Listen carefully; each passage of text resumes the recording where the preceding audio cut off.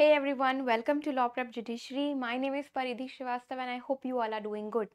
So आज का जो हमारा वीडियो है उसका टॉपिक है doctrine of eclipse. Again doctrine of eclipse Indian constitution की one of the most important doctrines में से एक है एंड अगेन प्रीलिम्स के लिए मेंस के लिए बहुत इंपॉर्टेंट है. उसके अलावा आपकी लीगल नॉलेज के लिए भी बहुत इंपॉर्टेंट है. So without wasting any time let us start with the doctrine of eclipse.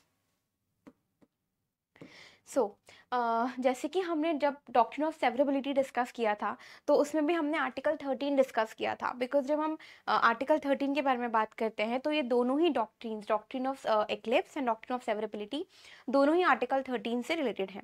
तो इसके लिए हमको सबसे पहले आर्टिकल 13 को समझना इंपॉर्टेंट है. एक बार हम फिर से देख लेते हैं कि आर्टिकल 13 क्या कहता है. आर्टिकल 13 जो first paragraph it says that all laws in force in the territory of India immediately before the commencement of this constitution in so far as they are inconsistent with the provisions of this part. अब ये कौन से part के बारे में बात कर रहा है? Part 3 that is fundamental rights के बारे में यहाँ पे बात हो रही है. Shall to the extent of such inconsistency be void. मतलब ऐसे कोई भी लॉज जो कि कॉन्स्टिट्यूशन के कमेंसमेंट के पहले थे जो कि फंडामेंटल राइट्स या फिर पार्ट 3 के वॉयलेशन में है, वो उस एक्सटेंट तक जिस एक्सटेंट तक वो फंडामेंटल राइट को वॉयलेट कर रहे हैं उतने एक्सटेंट तक वो वॉइड हो जाएंगे. उनको हम वॉइड माना जाएगा, उनको वॉइड माना जाएगा बेसिकली. जो भी ऐसे लॉज हैं जो कि before the commencement of constitution जितने वो फंडामेंटल राइट से इनकंसिस्टेंट है उतना पार्ट जो होगा उनका shall to that inconsistency be void. जो पैराग्राफ नंबर 2 है ये आगे के बारे में बात कर रहा है. ये कह रहा है कि जो स्टेट है वो ऐसे लॉज नहीं बनाएगा इन फ्यूचर जो कि फंडामेंटल राइट्स को वॉयलेट करते हैं. It says that the state shall not make any laws which takes away or abridges the rights conferred by this part. जो भी राइट्स इस पार्ट के द्वारा कन्फर किए गए हैं जो कि फंडामेंटल राइट्स दिए गए हैं पार्ट 3 के द्वारा, तो स्टेट ऐसा कोई भी लॉ नहीं बनाएगा जिससे इन राइट्स को वॉयलेट किया जाएगा. And any law made in contravention of this clause shall to the extent of the contravention be void. ऐसा कोई भी लॉ अगेन अगर स्टेट बनाता भी है जो कि फंडामेंटल राइट्स को वॉयलेट करता है तो वो वॉइड होगा. ये चीज़ डिस्कस की गई है अंडर आर्टिकल 13. अब हम डिस्कस कर लेते हैं कि डॉक्ट्रिन ऑफ एक्लिप्स होता क्या है. देखिए जैसे उसका वर्ड ही उसका नाम ही है एक्लिप्स. तो बेसिकली इट स्टार्ट्स दैट मान लीजिए कि कोई एक लॉ था जो कि कॉन्स्टिट्यूशन के कमेंसमेंट के आने के पहले एग्जिस्ट कर रहा था. अब क्योंकि कॉन्स्टिट्यूशन का कमेंसमेंट हुआ है और फंडामेंटल राइट्स आए हैं, तो क्योंकि फंडामेंटल राइट्स आए, क्योंकि कॉन्स्टिट्यूशन कमेंस हुआ, तो जो लॉ ऑलरेडी एग्जिस्ट कर रहा था वो लॉ अब अनकॉन्स्टिट्यूशनल हो गया है क्योंकि वो फंडामेंटल राइट्स के वॉयलेशन में आ गया है. अब क्योंकि वो अगेन अब क्योंकि हम देख चुके हैं कि इससे पहले आर्टिकल 13 में लिखा गया था कि ऐसा कोई भी लॉ जो कि फंडामेंटल राइट्स के वॉयलेशन में आएगा वो वॉइड होगा. तो ऐसा लॉ वॉइड हो गया जो पहले वैलिड था वो वॉइड हो गया क्योंकि वो फंडामेंटल राइट्स के वॉयलेशन में आया है. अब हम क्या करेंगे, अब हम कॉन्स्टिट्यूशन में एक अमेंडमेंट लाके उस लॉ को फिर से वैलिड बनाएंगे. तो इसको हम कहते हैं डॉक्ट्रिन ऑफ एक्लिप्स. बेसिकली एक ऐसा लॉ जो पहले वैलिड था बीच में वो वॉइड हुआ क्योंकि फंडामेंटल राइट से इनकंसिस्टेंट था और उसको वापस से अलाइव कर दिया गया है, उसको वापस से वैलिड कर दिया गया है. This is basically the doctrine of eclipse. अब हम इसको समझते हैं. देखिए any law which was in enforcement before the commencement of the constitution but later became unconstitutional due to the commencement of constitution, such law made enforceable again by bringing an amendment in the constitution. Basically एक law exist कर रहा था, वो valid था, fundamental rights के violation में होने के कारण जब कॉन्स्टिट्यूशन कमेंस हुआ वो वॉइड हो गया और फिर अगेन उसको अमेंडमेंट लाके वैलिड किया गया. तो इसको हम बोलते हैं डॉक्ट्रिन ऑफ एक्लिप्स. इसके लिए हमारे पास एक बहुत अच्छा एग्जाम्पल है, हम इसको डिस्कस कर लेते हैं. That is article 15(4). देखिए जब हम all of us know that fundamental rights में जब हम बात करते हैं तो आर्टिकल 15(4) जो है वो बेसिकली बात करता है special provisions for socially and educationally backward classes and एससीज एंड एसटीज. देखिए ये जो लॉ था ये पहले ही एग्जिस्ट कर रहा था, ठीक है. जब कॉन्स्टिट्यूशन कमेंस हुआ तो इस लॉ का जो हम जिसके बारे में बात कर रहे हैं, जो हम रिजर्वेशन स्पेशल प्रोविजंस के बारे में बात कर रहे हैं, क्योंकि आर्टिकल 14 के वॉयलेशन में आ गया. आर्टिकल 14 जो है वो राइट टू इक्वालिटी के बारे में बात करता है एंड डेफिनेटली रिजर्वेशन उसके वॉयलेशन में आया था. तो इस चीज़ के चलते एक नया अमेंडमेंट लेके आया गया था, बेसिकली फर्स्ट अमेंडमेंट एक्ट 1951 का in the case of state of Madras versus Champakam Dorairajan. इस केस में फर्स्ट अमेंडमेंट के थ्रू आर्टिकल 15 क्लॉज 4 को फिर से लेके आया गया था. So basically it was existing पहले से, देन कमेंसमेंट ऑफ कॉन्स्टिट्यूशन के बाद, फंडामेंटल राइट्स के आने के बाद ये वॉइड हो गया, और फिर फर्स्ट अमेंडमेंट एक्ट इस अमेंडमेंट को लाके, इस केस के थ्रू बेसिकली इस अमेंडमेंट को लाके इस प्रोविजन को फिर से लाया गया. सो ये एक इलस्ट्रेशन हो गया डॉक्ट्रिन ऑफ एक्लिप्स का. हम इसके कंसेप्ट को थोड़ा अब और बेटर तरीके से समझ लेते हैं. So it says that when a law is inconsistent with any fundamental right, it does not become void ab initio. ठीक है, so it does not basically become void ab initio. मतलब वॉइड ab initio मतलब क्या होता है? Void from the beginning, void from the starting. सो जब कोई लॉ इनकंसिस्टेंट होता है किसी भी फंडामेंटल राइट से, ये वॉइड ab initio नहीं हो जाता है.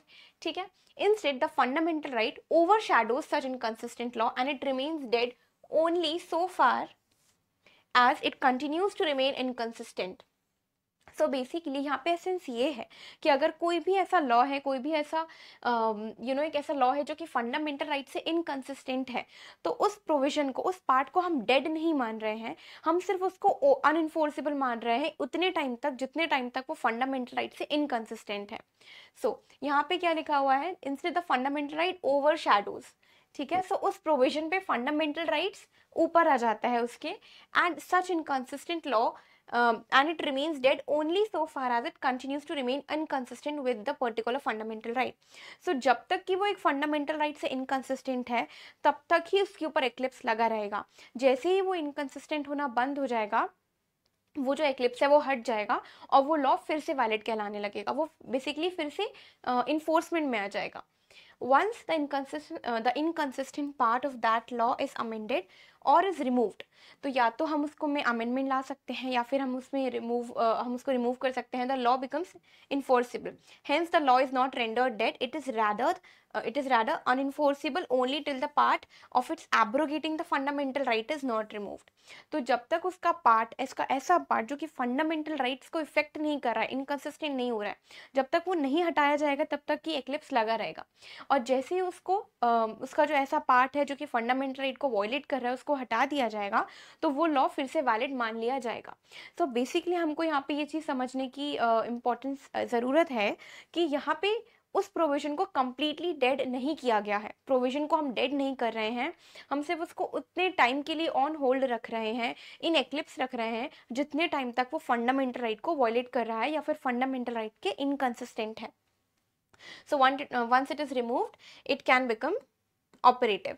सो जैसे ही फंडामेंटल राइट्स का जो इनकंसिस्टेंसी है वो हटा दी जाएगी, वो फिर से ऑपरेटिव हो जाएगा. इससे पहले हमने डॉक्ट्रिन ऑफ सेवरेबिलिटी भी डिस्कस किया था.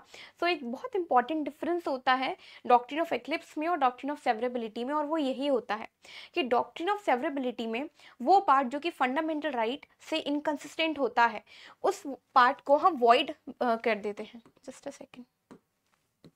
वो पार्ट हो जाता है वॉइड, उस पार्ट को हम हटा के वॉइड कर देते हैं. पर जब हम डॉक्ट्रिन ऑफ एक्लिप्स के बारे में बात करते हैं तो डॉक्ट्रिन ऑफ एक्लिप्स में उस पार्ट को वॉइड नहीं कर दिया जाता, वो पार्ट फिर से ऑपरेटिव बनाया जा सकता है किसी अमेंडमेंट के through. So basically provision is not completely dead. Okay, so ये बेसिक डिफरेंस है डॉक्ट्रिन ऑफ एक्लिप्स में एंड डॉक्ट्रिन ऑफ सेवरेबिलिटी में. नाउ मूविंग अहेड, कुछ फीचर्स हैं डॉक्ट्रिन ऑफ एक्लिप्स के. देखिए, सबसे पहले only applicable to pre constitutional laws.